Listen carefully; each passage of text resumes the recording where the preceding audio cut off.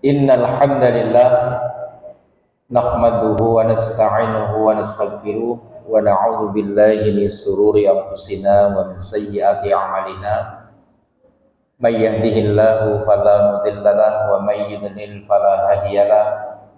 Asyhadu an la ilaha illallah wahdahu la syarikalah wa asyhadu anna Muhammadan 'abduhu wa rasuluh la nabiyya wa rasula ba'dahu. Allahumma salli wa sallim wa barik ala Muhammad wa ala alihi wa ashabihi wa man tabi'ahum bi ihsanin ila yaumil qiyamah. Wa qala Allah ta'ala fi kitabihil karim, bismillahirrahmanirrahim, ya ayyuhalladzina amanu taqullaha haqqa tuqatih wa la tamutunna illa wa antum muslimun. Wa qala aidan, bismillahirrahmanirrahim, ya ayyuhalladzina amanu kutiba alaikumusiyam kama kutiba alal ladzina min qablikum la'allakum tattaqun. Al-ayah wa ba'du. Bapak Ibu sekalian yang dirahmati Allah, terima kasih Ustaz Abdullah yang telah memberikan waktu kepada saya untuk kali ketiga bersilaturahim di majlis yang mulia ini. Pertama tentunya kita bersyukur kehadirat Allah Subhanahu wa taala atas pertolongannya kita bisa memakmurkan Masjid Nurul Islam ini dengan sholat 5 waktu juga kajian ilmu. Dan ini sebuah nikmat yang harus terus dijaga dan dipelihara. Yang kedua, salawat dan salam Allah tetapkan atas baginda Rasulullah Muhammad SAW kepada keluarga, para sahabat dan kita sekalian yang senantiasa istiqomah di dalam mengikuti sunnah-sunnahnya ila yaumil qiyamah. Amin. Saya akan manfaatkan waktu ini sebaik-baiknya karena ini waktu yang sangat berkah, Ustaz. Tapi sebelumnya atas nama jamaah dari Nurul Huda Rangka Mufakat 2 kalian dalam Selatan, malam ini kami mohon maaf kalau pada kegiatan gerbang surga yang kami selenggarakan sekian Ahad yang lalu, saya lihat jamaah dari Nurul Islam ada 9 armada yang datang, dan itu membuat kami bersyukur, berbangga hati. Tapi malam ini kami tidak bisa membalas untuk bisa hadir secara keseluruhan. Kami hanya 6 orang. Kebetulan dalam waktu yang sama setiap Ahad malam Senin dan Selasa malam Rabu di Masjid Nurul Huda diadakan kajian tahsin Al-Quran yang langsung dibimbing oleh Imam Masjid Agung Kalianda yang memang tahfiz Al-Quran, termasuk muridnya yang sedang ceramah ini. Nah, ini muridnya itu Mas Wawan, muridnya ini kawan-kawan remaja muridnya. Dan alhamdulillah kegiatan tahsin itu sangat merindukan, sangat ngangenin gitu. Terbukti jamaahnya semakin hari semakin banyak. Karena itu tadi Pak Ketua Takmir kami, Pak Haji Bagio, menyampaikan salam untuk jamaah. Assalamualaikum warahmatullahi wabarakatuh. Beliau minta izin tidak bisa hadir mendampingi kami karena bagi tugas sekretarisnya yang mendampingi kami, ketuanya yang di sana. Jadi kami ini orangnya nggak banyak, Pak. Tetapi insya Allah prinsip the right man on the right place itu diterapkan. Dan di sana ada yang tukang ngotak-atik IT ada, yang tukang ngomong ada, yang otaknya Mas Wawan itu nyeting acaranya dia. Nah, angkatan mudanya juga jago pukulnya ada juga. Nah, jadi kami siapkan jago pukul itu artinya kalau misalnya di masjid ada yang badannya sakit, yang tukang ngurut itu ada, anak muda. Hingga masjid menjadi tempat yang nyaman. Walaupun 2 malam yang lalu ada hamba Allah yang ingin mencoba mendongkrak brankas, tapi alhamdulillah nggak bisa. Nah, karena udah kita setting sedemikian rapi. Bapak Ibu yang saya hormati, malam ini sesuai dengan tema, ya, kita akan memahami tentang tarhib Ramadan.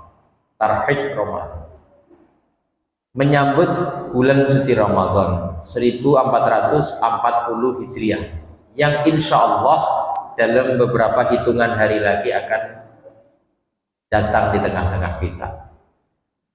Nah, agar supaya lebih siap, penting bagi kita untuk memahami apa itu tarhib. Tarhib. Sering kita dengar kata-kata tarhib. Rahaba, yurahiba, yurahibu, rahbun. Atau rahaba, yurahibu, tarhiban. Apa rahaba, yurahibu, rahbun itu? Itu artinya kalau kita membuka kamus Al-Munawir, itu luas. Luas, lapang, lebar. Ingat itu kalau cuma ada kata rohaba yurahibu rohbun, artinya luas, lapang, lebar. Tapi ingat, luas, lapang, dan lebar itu tidak menunjukkan tempat. Sebab dalam bahasa Arab ada kata yang artinya luas tapi tidak pakai rahibun. Fi'ilnya bukan rahaba, tapi wasi'. Wasi' itu luas dalam pengertian makan, tempat, Pak. Biasanya as-sari' jalan itu, ya, as-sari'un natar, al-wasi'. Jalan di Natar ini atau al-maidan al-wasi'. Al-maidan wasi'un, lapangan itu luas. Wasi' itu luas tapi menunjukkan tempat. Tapi Anda luas yang tidak menunjukkan tempat. Ini rahaba yurahibu rahbun, luas hati, lapang hati. Luas juga itu, Pak. Tapi tidak menunjukkan tempat, menunjukkan perasaan. Nah, kalau misalnya dikatakan, ini katanya dari kata rahaba yurahibu, ya. Kalau rahaba yurahibu tak pakai tasdid, dari tarhiban tarhibun, artinya keleluasaan hati, kelapangan hati dalam menyambut sesuatu. Itu sebabnya orang-orang Arab kalau mendapatkan tamu, dia mesti akan ngomong ahlan wa sahlan bi hudurikum wa marhaban. Nah, itu artinya sugeng rawuh, selamat datang sedulur, dan kami menerima dengan lapang hati. Itu kalau orang Arab kalau udah menerima tamu 3 hari itu dijamu betul, Pak. Ya sembelih kambing, nasi buli. Nah, jadi kalau malam ini nggak ada kambing, ya belum termasuk. Enggak, tapi udah disambut dengan hati. Orang kita lebih senang disambut dengan perasaan, Pak. Misalnya kami berenam datang ke sini, itu lebih senang disambut dengan hati daripada disambut dengan makanan. Kayak tadi begitu kami datang, Ustadz Abdullah udah nyalami, udah gini, jadi akrab. Adapun yang lainnya, makanan itu sebagai ya bumbu-bumbunya saja, kan gitu, sebagai ikram saja, gitu. Nah, kalau rahaba yurahibu tarhiban disambung dengan Ramadan, berarti perasaan lapang, perasaan rela hati, perasaan luas hati di dalam menerima hadirnya bulan Ramadan. Sebab ada orang yang begitu Ramadan itu datang bukan luas hatinya, bukan senang. Apalagi para ahli maksiat, Pak, ya, yang buka usaha haram itu mulai gelisah. Waduh, nggak bisa lagi nih buka diskotik, nggak bisa lagi nih buka bar, nggak bisa lagi buka yang haram-haram itu. Jadi jangan disangka Ramadan datang semuanya menerima dengan senang, tidak. Nah, saya dan kita semua orang-orang yang beriman ini sebelum Ramadan datang betul-betul harus menggembirakan hati, senang, nunggu-nunggu itu, Pak. Kan ada 3 bulan yang berurutan, ada bulan Rajab, ada Sya'ban sekarang ini, nanti Ramadan. Ya, kalau boleh saya ilustrasikan, Rajab itu bulan menanam, Sya'ban itu memelihara, Ramadan panen. Masa bulan panen malah sedih? Kan gitu. Nah, karena itu Bapak Ibu, kita penting setiap momen-momen besar seperti Ramadan, kita perlu persiapkan hati kita. Sehingga nanti betul-betul Ramadan itu kita nikmati. Nah, ada satu kata yang mirip tetapi beda makna. Jadi hati-hati ngomongin tarhib dengan tarhib. Kalau pakai tarhib hak itu artinya menyambut. Tapi kalau rohaba yurhibu itu artinya ancaman. Irhab mengancam, irhabi teroris. Maka jangan mari kita tarhib Ramadan. Oh, berarti mari kita menjadi teroris di bulan Ramadan. Salah apa? Hanya gara-gara huruf hak dan huruf ha.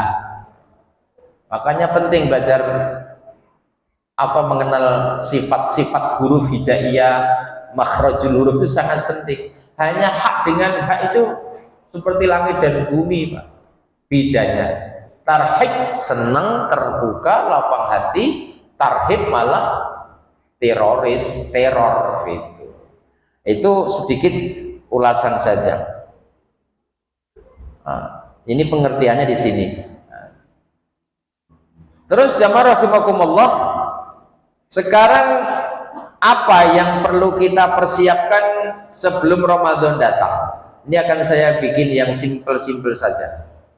Ya, saya akan langsung masuk pada materi saja. Pengantarnya nanti bisa diulas di lain kesempatan. Apa yang perlu kita siapkan sebelum Ramadan datang? Paling tidak ada 10. Paling tidak ada 10 yang harus kita siapkan dari sekarang, Pak. Silakan dibaca satu-satu. Bagi yang bisa membaca, bagi yang tidak, saya ulangi dari sini. Nah, pertama, jelang datangnya bulan Ramadan ini kita harus menggembirakan hati. Ya, walaupun kehidupan ekonomi terasa kurang nyaman, tetap harus gembira kita. Jangan sampai keberkahan Ramadan itu dikalahkan dengan kesedihan kita. Jangan sampai. Ini cuma setahun sekali loh ini. Jangan sampai pikiran kita tergoda gara-gara BBM naik. Jangan. Biarin aja, mau naik terus gak apa-apa. Yang penting bisa beli kan gitu kan. Kita harus senang. Makanya kalau masih ada yang merasa susah, sedih, gelisah, bunuh perasaan itu. Kita tukar dengan perasaan senang hati. Gimana sih Bapak Ibu? Rasanya menanti sesuatu yang kita rindukan, mesti senang kan? Ya, kalau pengalaman pribadi saya, kalau sudah selesai melaksanakan rangkaian ibadah haji, nunggu pulang itu sudah waduh nggak sabar. Ya, setelah pengen ketemu istri, ketemu anak, kan rindu sampai jam 12 malam nggak bisa tidur, wah ngeliatin foto anak, foto istri. Ya, namanya rasa rindu, kan gitu ya.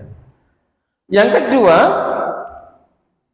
termasuk bentuk tarhib Ramadan adalah mengucapkan selamat kepada keluarga, saudara, sahabat. Jadi misalnya saya dan bapak-bapak perantau di Lampung, ada saudara di Jawa. Sekarang kan alatnya banyak, bisa lewat telepon, video call, ngingetin saudaraku, ayo abang, kita akan puasa Ramadan. Jadi digembirakan mereka, dikasih tahu. Termasuk anak-anak kita. Belum tentu Bapak Ibu tahu mau puasa tapi anak kita nyambung kan, mulai diingetin, nah ntar lagi mau puasa. Artinya dia biar nggak kaget. Gitu. Yang ketiga, termasuk dianjurkan sebelum puasa tiba, berindahlah rumahmu, lingkunganmu, apalagi tempat ibadahmu atau masjid. Jangan hanya 17 Agustus lingkungan yang diperindah. Mestinya Ramadan harus lebih diperindah. Iya. Rumah misalnya, barangkali ada orang punya meja makan sudah 4 tahun nggak diganti-ganti taplaknya, sampai penuh kayak gambar pulau, ganti. Iya. Atau mungkin di atas meja makan sawangan, tahu nggak sawangan itu? Nah, itu yang nempel-nempel, turunin, sehingga nanti ketika makan sahur suasana rumah menjadi bersih. Jadi pastikan rumah kita bersih. Apalagi seperti masjid kita ini. Makanya DKM harus nyambung. Ini Ramadan biasanya kaum muslimin sadar semua ke masjid. Yang tua, yang muda, anak-anak. Dan bagi orang yang selama ini tidak biasa ke masjid, dia tidak mengenal lingkungan masjid, tempat wudhunya, bagaimana licin atau tidak. Maka sebelum Ramadan pastikan tidak ada tempat di lingkungan masjid yang bakal mencelakakan jamaah. Masjid perlu dibersihkan.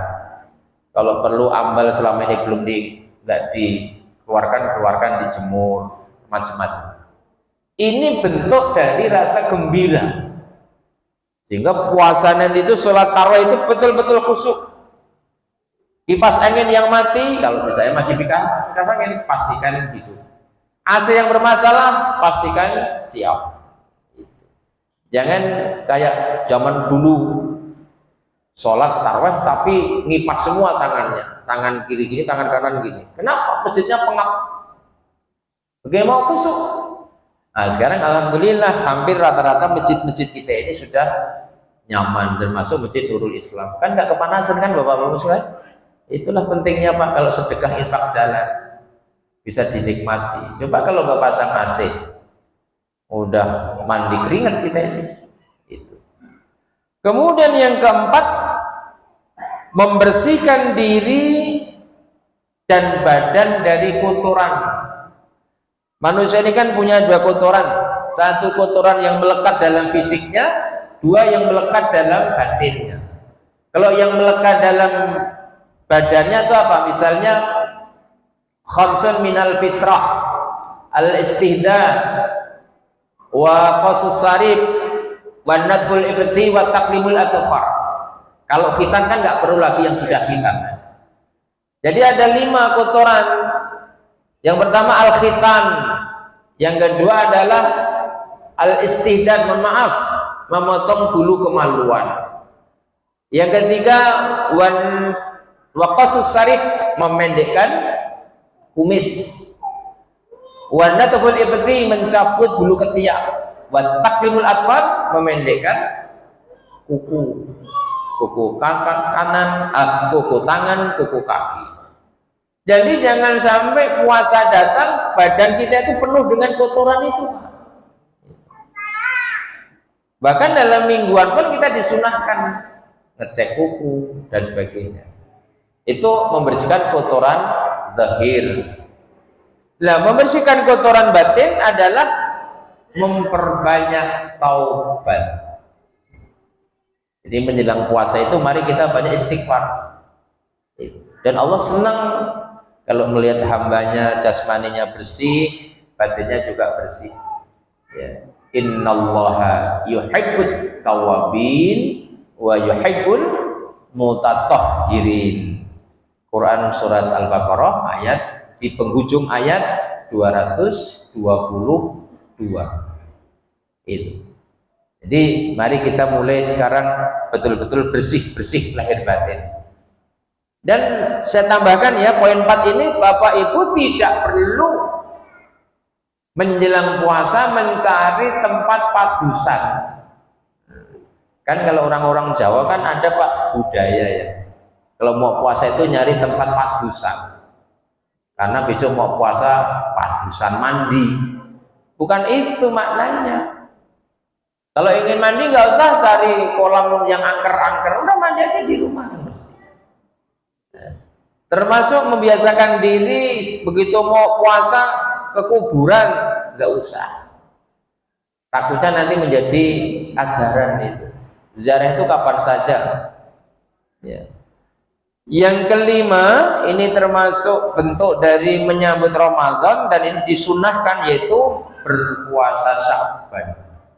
Jadi kalau ingin memperbanyak puasa, inilah puasa yang disunahkan Bapak, bulan Sya'ban. Siti Aisyah radhiyallahu anha menuturkan, aku tidak pernah melihat baginda Rasulullah sallallahu alaihi wasallam puasa sunnah melebihi banyaknya puasa di bulan Sya'ban. Bahkan sampai-sampai seperti puasa Ramadan Sya'ban. Hanya dimakruhkan puasa di penghujung bulan Sya'ban. Jadi bukan bulan Rajab kalau ingin puasa banyak, di bulan Sya'ban. Kemudian yang keenam, ini juga bagian dari tarhib, meminta maaf kepada keluarga, tetangga, sahabat, atau orang-orang yang kemungkinan kita pernah bersalah paham. Jangan sekali-kali terjadi puasa Ramadan sudah kita tunaikan tapi masih terjadi permusuhan.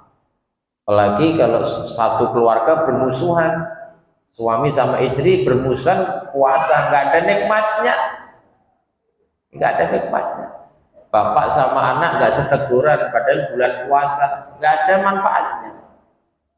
Akhirnya bapaknya makan di ruang tamu, anaknya sahurnya di ruang kamarnya sendiri, ibunya di depan tungku. Ini kayak apa? Maka harus dibaguskan sekarang. Anak-anak mulai diingetin, didekatin. Kemudian yang ke-8, 7, ini penting nih. Di antara bentuk tarhib Ramadan adalah menyusun target.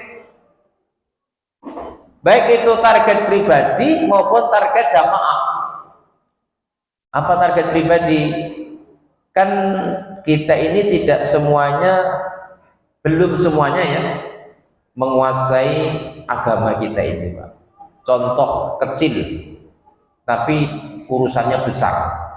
Misalnya sudah jadi orang Islam bertahun-tahun, sudah sholat bertahun-tahun, tapi belum ngerti arti bacaan dari iftitah Al-Fatihah sampai doa-doa saat rukuk sujud tidak.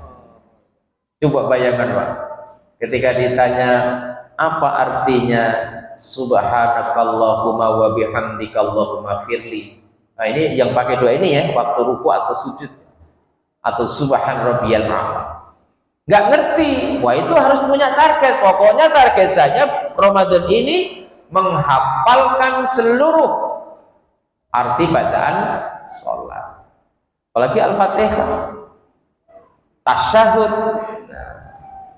Nah kalau itu sudah ngerti, bikin target lain, misalnya apa? Bacaan Quran kita. Satu bulan ini kalau kita sungguh-sungguh Pak, yang bacaannya nggak benar bisa benar. Maka bukan saya mengecilkan apa namanya itu, kalau tadarusan itu nggak mengecilkan, tapi coba sekarang dikolah. Tadarusnya ada yang bimbing, kemudian ngajinya nggak usah buru-buru, terus nggak usah banyak-banyak juga, misalnya satu orang 5 ayat bergilir, tapi benar. Itu lebih bermanfaat daripada membaca berjam-jam tetapi salah. Jadi kasih target. Ini kalau urusan pribadi. Nah kalau yang sifatnya jama'i bersama-sama, silahkan. Apa sih yang perlu dilakukan oleh jamaah Masjid Nurul Islam ini? Kalau kemarin Ramadan, tahun-tahun kemarin di masjid kami targetnya adalah Ramadan ini harus pasang AC. Nah, itu namanya target Pak. Dalam 1 bulan 4 AC dipasang. Nah, itu target. Ramadan berikutnya kita punya target ambal ditambah. Ditambah.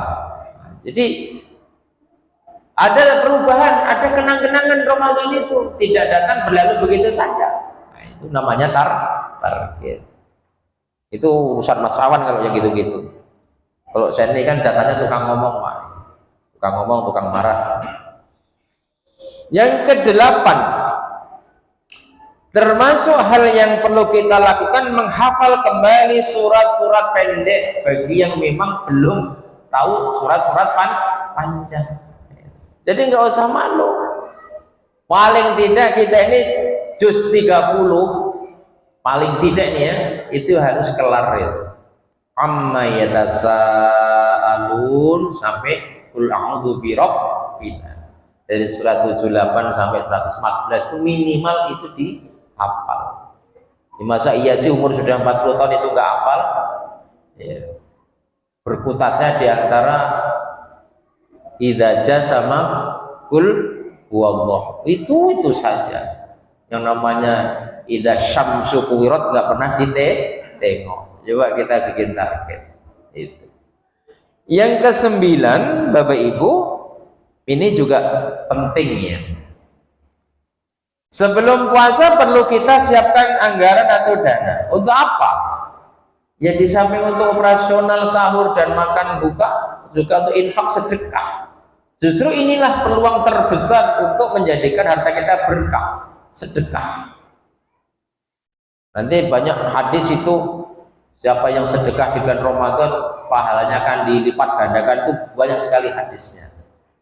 Karena itu dari sekarang mulai kita siapkan. Tapi yang paling penting zakat. Zakat baik itu mal maupun fitrah. Apapun kalau di prepare, disiapkan nggak akan terkejut. Ramadan datang itu sudah ready, sudah siap.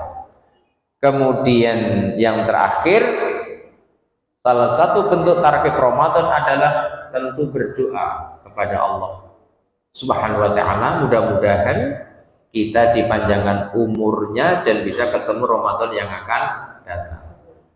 Tahun ini insya Allah sebentar lagi kalau kita bisa puasa di bulan ini, di bulan Ramadan ini, itu salah satu terijabahnya doa kita setahun yang lalu. Cuma kita nggak ngerti. Jadi jangan menyepelekan doa, jangan ngeremehin doa. Ya Allah, panjangkanlah umur kami, umur hamba, lampangkanlah rezeki kami agar bisa berjumpa dengan Ramadan yang akan datang. Di antara kemarin kan bapak-bapak baca ini sebetulnya. Nah sekarang Allah ijabah. Ini di antara 10 apa ya? 10 target, 10 macam yang harus kita pahami. Nah sekarang agar supaya pemahaman kita lebih rinci, saya akan masuk kepada filosofi Ramadannya. Kalau tadi persiapan ininya, persiapan ilmunya, persiapan psikologinya. Sekarang kita mulai dari sini, bicara tentang dasar hukum Ramadan. Udah hafal semua ayatnya, di surat apa, di ayat berapa. Kenapa perlu kita tampilkan? Agar kita lebih yakin bahwa puasa Ramadan itu perintah Allah, seperti termaktub dalam ayat yang Bapak Ibu lihat. Ya ayyuhalladzina amanu kutiba alaikumussyam kama kutiba alal ladzina min qablikum la'allakum tattaqun. Hadisnya juga jelas. Man shoma ramadhana imanan wahtisaban ghufira lahu ma taqaddama min dzambi. Semua sudah hafal. Kenapa ditampilkan lagi? Agar kita lebih yakin dalam beramal. Jangan beramal tanpa dalil. Bahkan jangan puasa Ramadan kalau nggak ada dalilnya. Kebetulan dalilnya qat'i. Qurannya ada, hadisnya banyak. Pertanyaannya adalah, mengapa Ramadan itu perlu disambut dengan istimewa? Syahrul Ramadan. Kenapa bulan Ramadan itu diistimewakan? Ada beberapa alasan, diantaranya pertama, karena Ramadan itu syahrul ibadah, bulan ibadah. Memang di luar Ramadan bukan bulan ibadah, tapi maksudnya siapa yang melaksanakan ketaatan di bulan Ramadan, Allah berikan pahala berlipat, tidak sama seperti di luar Ramadan. Sampai-sampai ada yang menyitir hadis, tidurnya orang berpuasa saja dinilai ibadah, asal tidurnya memang pantas tidur gitu. Tapi kalau dari habis sahur tidur, bangun zuhur, sholat tetap tidur lagi, nah itu katanya puasa bukan puasa Ramadan, puasanya Mbak Surip. Karena Mbak Surip dulu pernah nyetak lagu tidur lagi bangun lagi. Syahrul ibadah. Alasan kedua kenapa Ramadan perlu disambut, karena Ramadan itu syahrul huda, bulan petunjuk. Banyak nanti saudara-saudara kita yang sebelum Ramadan alergi ke masjid, waktu Ramadan terpanggil, dan itu jangan diperolok. Tumben, nggak usah ngomong tumben, itu hidayah. Itu sebelum Ramadan diajak sedekah sulit, begitu Ramadan nggak ada yang minta, datang sendiri nganter takjil misalnya. Pak nitip sedikit kolak untuk buka bersama di Masjid Nurul Islam. Jangan ngomong tumben, itulah syahrul huda. Bahkan para sahabat-sahabat yang sebelumnya brengsek kemudian masuk Islam itu rata-rata di bulan suci Ramadan.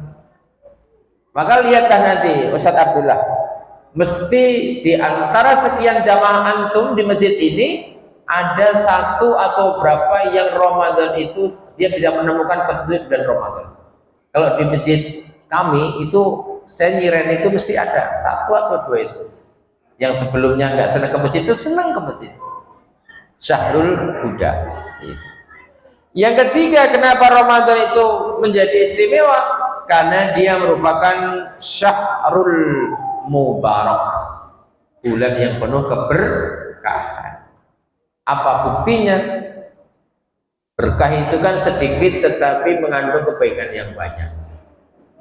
Contoh, orang puasa semuanya lapar, semuanya haus. Waktu yang sangat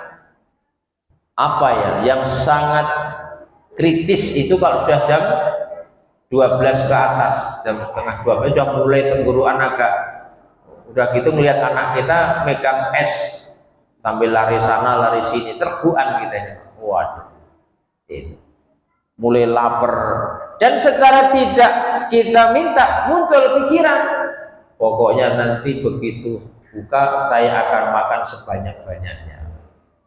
Makanya kemarau Pak, menjelang buka itu beli gorengan itu, yuk gorengan, es, semuanya dikumpulin di meja. Tapi kenapa begitu kita minum seteguk dua teguk langsung hilang berapa itu? Ambisi kita tadi menjadi hilang. Itu namanya syahrul mubarak. Kecuali puasanya ahli rakus. Kalau puasanya emang tukang ahli rakus ya walaupun sudah buka tetap aja makan minum banyak. Akhirnya kemblekeran ya kekenyangan. Berkah enggak? Ibu-ibu itu lihat, ibu-ibu itu orang yang paling sedikit istirahat kalau Ramadan, ibu-ibu, para istri. Bagaimana tidak? Kalau kita jam 3 malam bangun sholat, yang laki-laki, yang perempuan udah nyiapin makan sahur. Pagi kita masih ngetem di masjid karena nunggu syuruk, istri kita sudah nyuci pakaian, nyuci piring.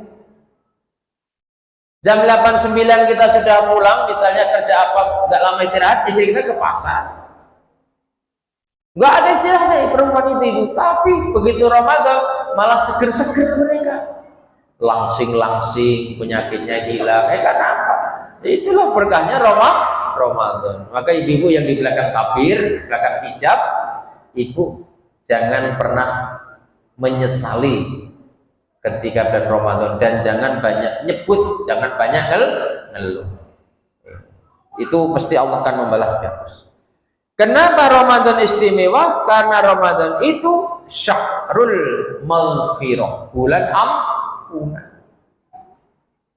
Karena itu Nabi memasukkan satu doa khusus di samping astagfirullah, Nabi juga mengajarkan memperbanyak asyhadu alla ilaha illallah, astaghfirullah, as'aluka ridhoka wal jannah wa a'udzubika min sakhatika wan nar.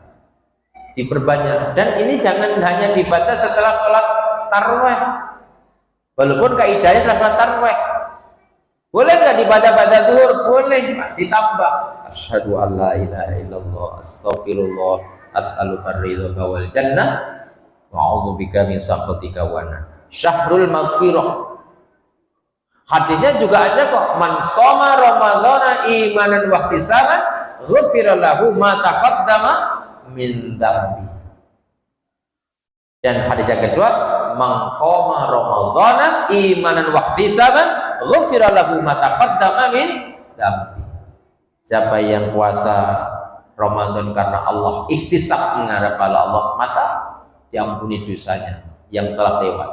Siapa yang mendirikan qiyamul lail, salat tarawih karena Allah, diampuni dosanya. Sebab itu saya mengajak Bapak Ibu, bukan waktunya lagi memperdebatkan jumlah salat tarawih.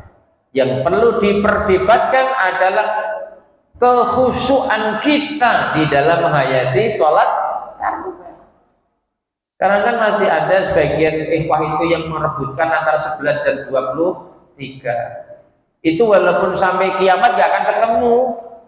Untuk bisa satu itu gak akan ketemu, karena masing-masing menghadirkan dalil. Sekarang yang paling bisa kita pahami, bagaimana yang 11 tetap bisa khusyuk, yang 23 juga tetap khusyuk.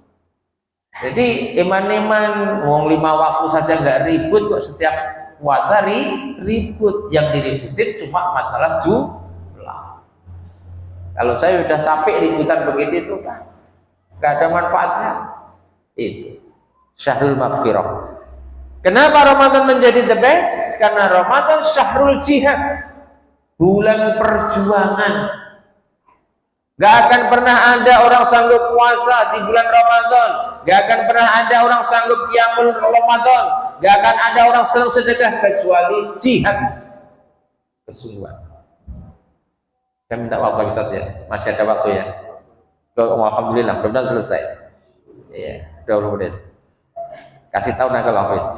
Yang terakhir, kenapa Ramadan menjadi hebat? Nah ini, karena Ramadan adalah syahrul fath, bulan kemenangan. Jadi setelah 1, 2, 3, 4, 5 ini endingnya adalah bulan kemenangan. Jadi 1, 2, 3, 4, 5, 6 kelebihan ini mari kita sambut Bapak Ibu. Dan ini hanya disiapkan Allah setahun sekali. Baik, sekarang akan saya tambah. Nah, saya ambil singkat-singkatnya saja. Nih, saya masuk ke materi terakhir, mudah-mudahan selesai.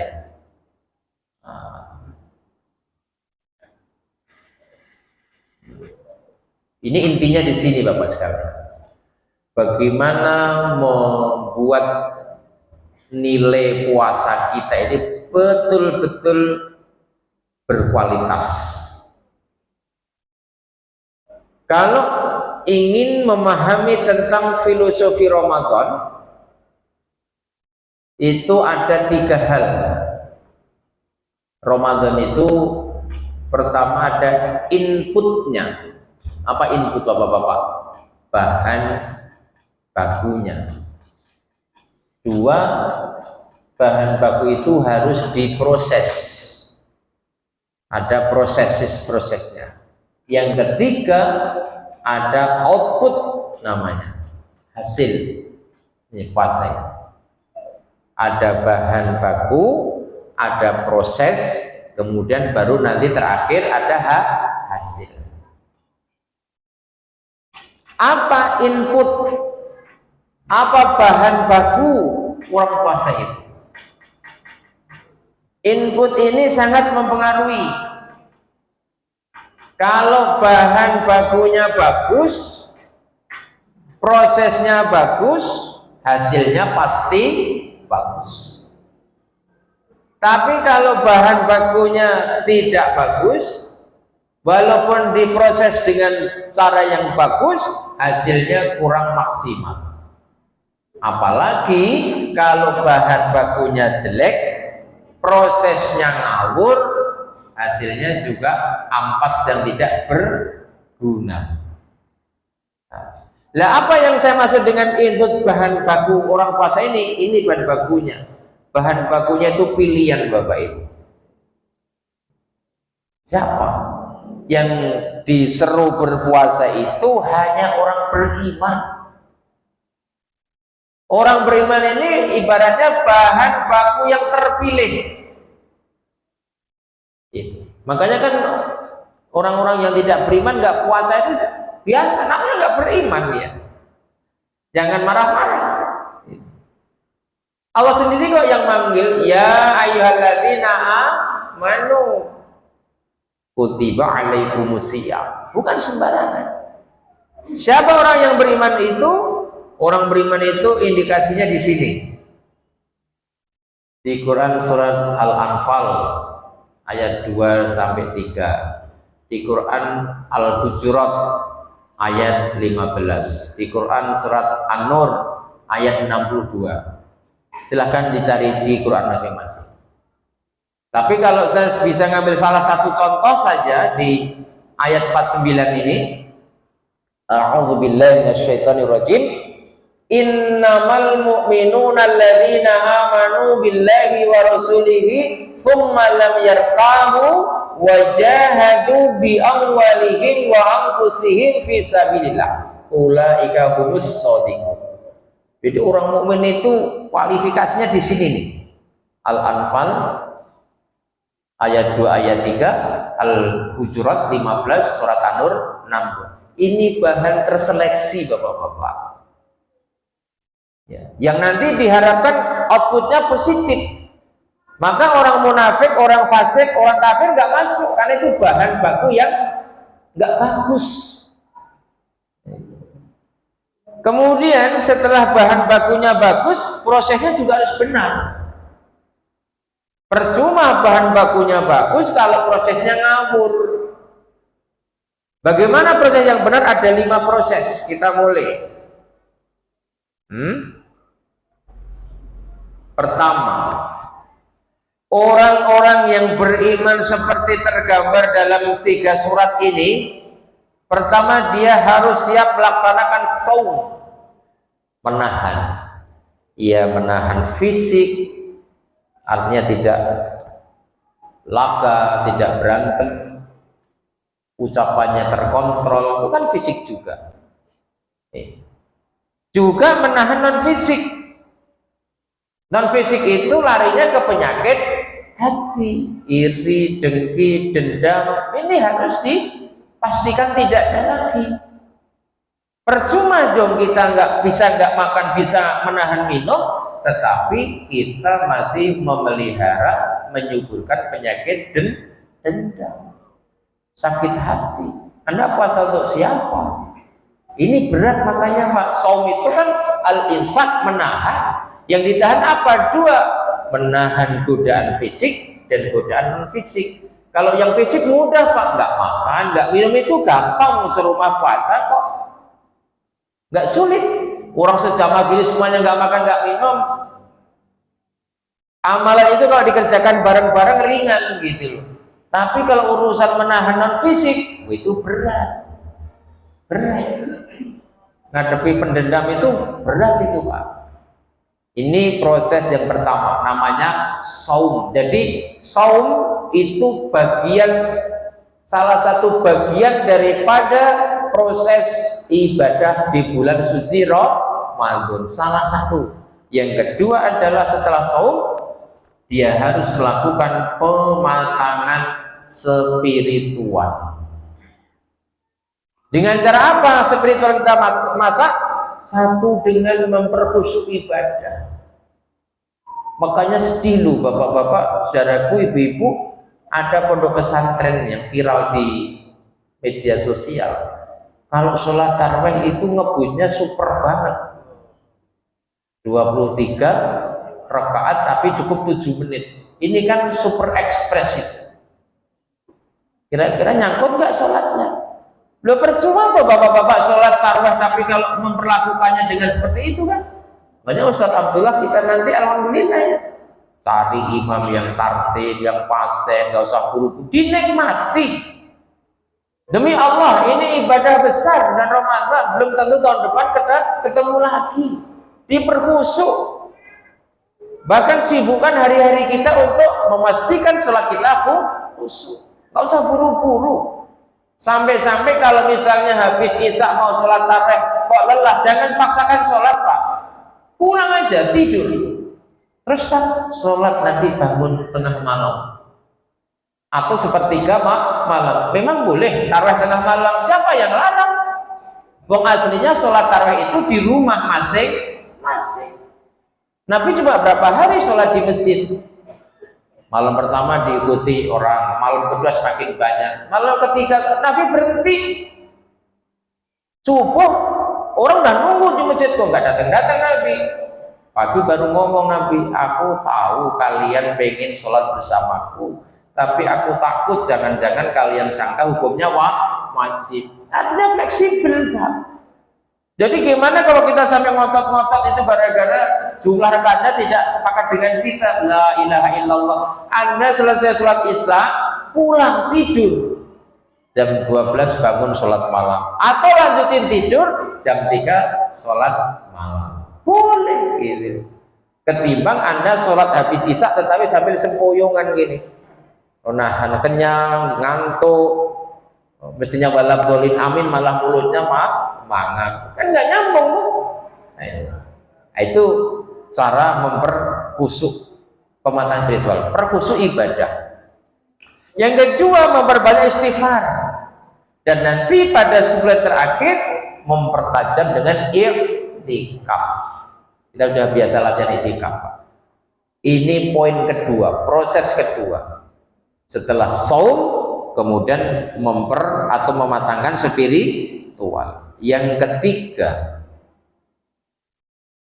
proses apa yang perlu kita lakukan, yaitu melakukan muhasabah renungan ulang. Apa alat muhasabahnya? Al-Quran. Maka Ramadan ini kita harus banyak berinteraksi dengan Al-Quran. Pastikan Al-Quran itu sebagai hudan linas wa bayyinat minal huda wal furqan, yang mungkin selama 11 bulan ajaran Al-Quran kita campakkan. Menjelang maghrib tiba, kalau nggak ada kegiatan di masjid ya, duduklah di ruang tamu, buka tafsir Al-Quran, baca seayat, dibaca terjemahnya, dilihat tafsirnya. Bagaimana orang bisa melaksanakan pembenahan diri, perubahan diri, kalau tidak punya alat hisabnya? Hisab kita itu adalah Al-Quran. Maka nanti monggo bareng-bareng pastikan yang hari ini Qurannya sudah bodol, beli yang baru. Kalau misalnya nggak kuat beli, takmir memfasilitasi. Jadi masjid kita ini harus kita banyak Quran Pak, nggak apa-apa. Jangan sampai orang masuk masjid nggak kedumaran Al-Quran.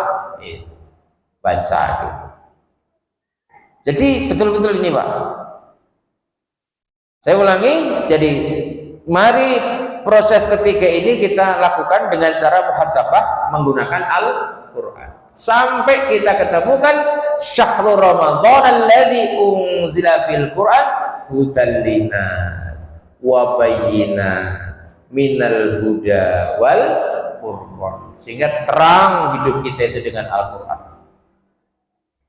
Yang keempat, proses sebelum dilanjutkan, bagaimana cara memperlakukan apa yang benar? Quran itu dibaca, habis dibaca ditadarus. Bedanya apa? Di tilawah dengan ditadarus. Kalau tilawah cuma membaca biasa Pak, kalau tadarus ada yang baca, ada yang nyimak, namanya tadarus.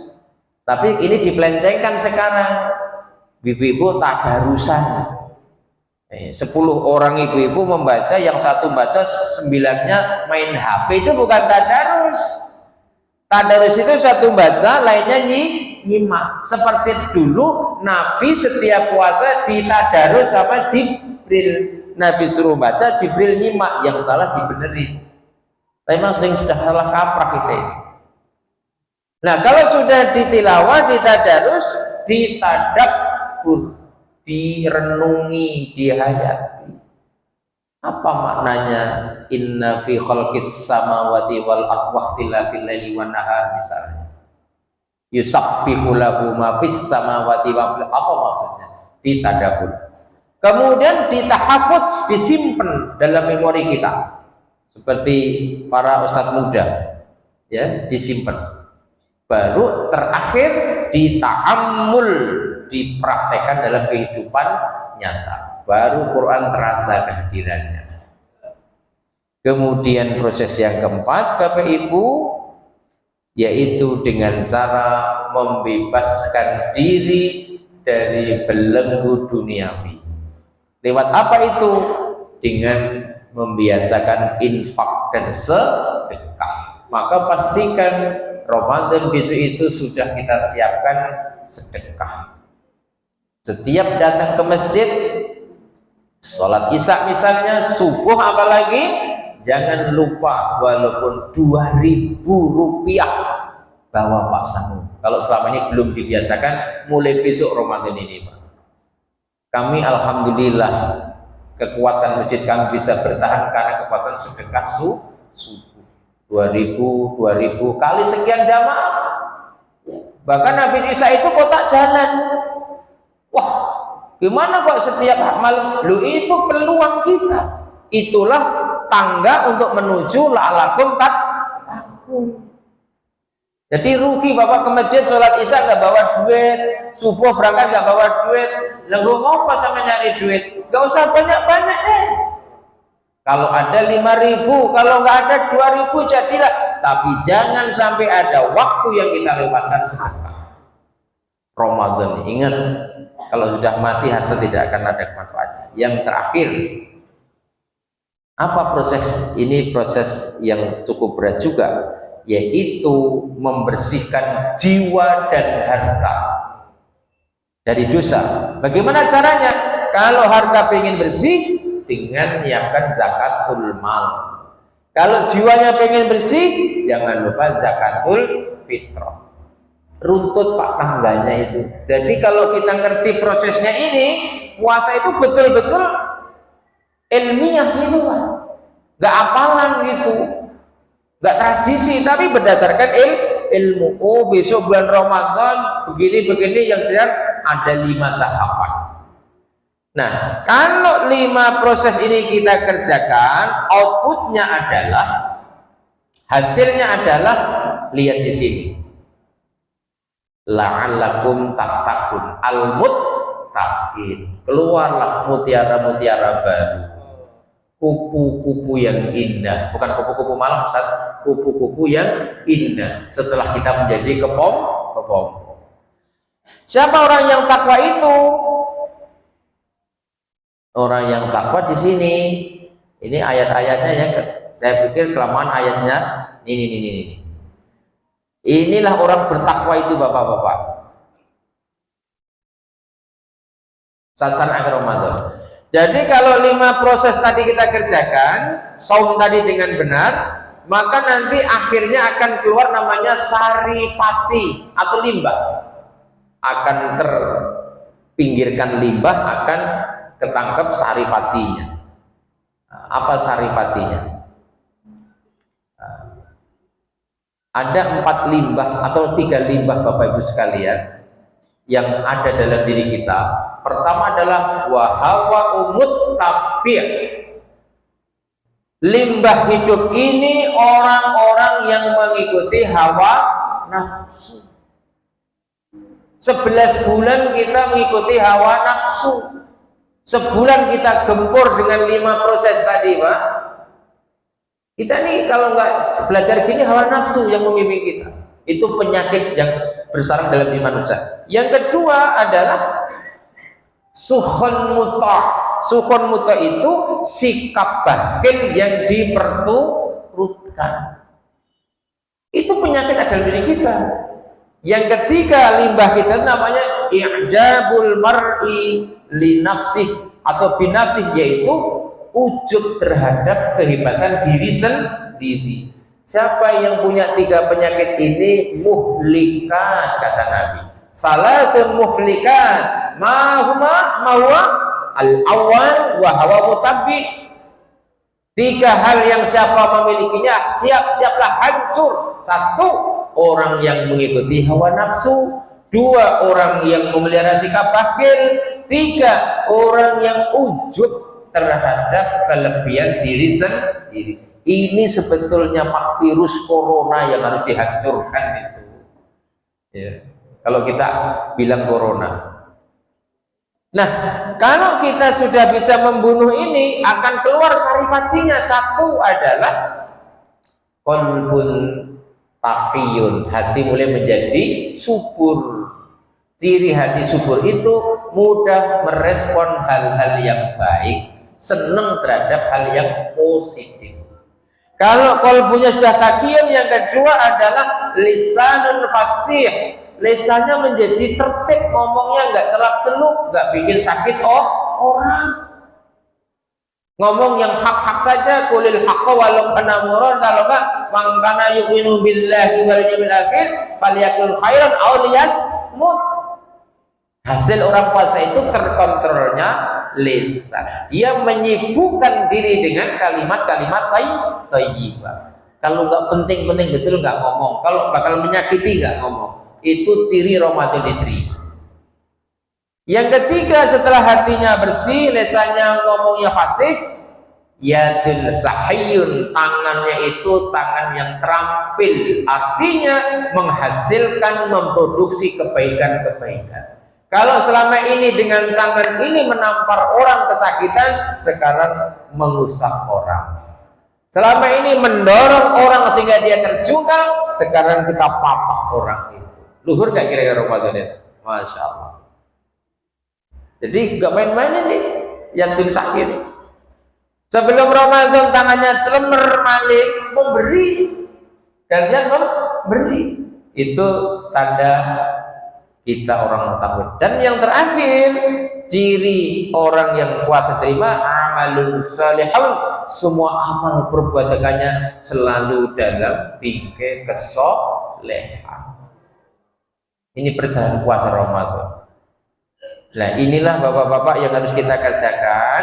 Kalau ininya ampasnya sudah minggir, saripatinya sudah ngumpul ke kita, itulah yang dikatakan dengan taqwa. La'alakum tattaqun. Orang takwa itu kalau dibelah isi hatinya, isinya ada 4. 1, orang takwa itu tandanya istislam lillah. Dia hanya menyerahkan hidupnya kepada Allah. Maka mantan-mantan orang yang habis puasa Ramadan itu pede, Pak. Gak takut hidup itu. Gak takut miskin, gak takut kaya. Oh, kaya kok takut sih? Artinya kalau kaya gak sombong. Pegundalanya itu Allah Subhanahu wa ta'ala. Istislam lillah, hanya menyerah kepada Allah. Orang takwa kedua adalah cirinya ini, ta'atullah wa qiyadah, taat dan tunduk hanya kepada Allah Subhanahu wa ta'ala. Iya, gak akan tunduk kepada makhluk dalam kemaksiatan. Yang ketiga, orang yang takwa itu ittiba'an liman hajihi. Dia mengikuti manhaj, metode hidup yang digariskan Allah, dicontohkan Rasulullah. Dan yang terakhir, orang yang takwa itu ihtikam li kitabihi. Dia hanya berhukum kepada hukum Allah. Ini buahnya bapak-bapak bisa baca. Ini skenarionya puasa itu. Jadi kalau kita setuju, bapak-bapak, saya sampaikan metode ini. Kalau kemarin-kemarin puasanya puasa hafalan, puasa tradisi, yuk di tahun 1444 Hijriah kita bikin puasa yang berkualitas. Sepakat? Insya Allah. Bapak Ibu yang dirahmati Allah, masih panjang sebetulnya tayangan ini, kajian ini, tetapi kurang bijak kalau saya tambah terus, nanti malah nggak jadi selesai-selesai. Dan saya mengajak kepada kita semua, mari di bulan Ramadan yang sebentar lagi hadir ini kita manfaatkan sebaik-baiknya, semaksimal mungkin untuk berburu kebaikan. Mudah-mudahan kita nanti selesai Ramadan betul-betul dijadikan orang yang bertakwa. Ustadz Haji Abdullah, mohon maaf kalau saya dalam menyampaikan materi ini ada kesilapannya kepada Bapak sekalian, dan mudah-mudahan kita diberi keberkahan Allah. Amin. Saya akhiri, subhanakallahumma wa bihamdika asyhadu an la ilaha illa anta astaghfiruka wa atubu ilaik. Billahi taufiq wal hidayah. Nasrun minallah wa fadlun qarib wa basyiril mu'minin. Assalamualaikum warahmatullahi wabarakatuh.